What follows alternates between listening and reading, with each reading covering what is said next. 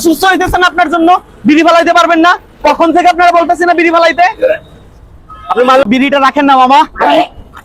মামা বলছেন যে বিড়িটা খায়েন না, বিড়িটা ফালাই দেন, বিড়িটা ফালাই দেন।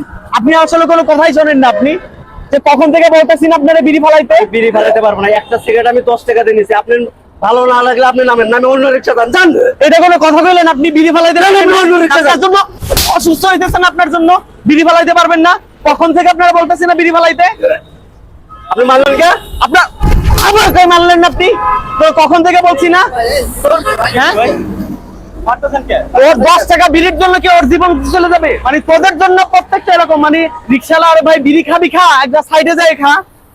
আরো কত মানুষ আছে ভাই এরকম? পিছনে অসুস্থ মানুষ আছে, তুমি এটা বিড়িটা কখন থেকে বলছি যে ভাই বিড়িটা ফালাই দেন, বিড়িটা ফালাই দেন? টাকাতে নিছি না। এই বেটা আবার তো সিগারেট টাকাতে নিছি মানে অসুস্থ মানুষের সাথে তো সিগারেট দাম বেশি হয়ে গেছে।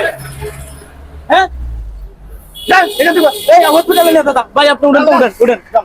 কতর মতো রিস্ক করা যায় না, হাজার হাজার এরকম শত শত যাত্রীর পিছনে পয়সা ভুক্তভোগী হয়। মানে কিছু তারা মুখ ফুটে বসে পারে। মানে ও বিড়ির জন্য আসলে মানুষের জীবন না জীবন মনে করে না। কখন থেকে বলছেন এখানে?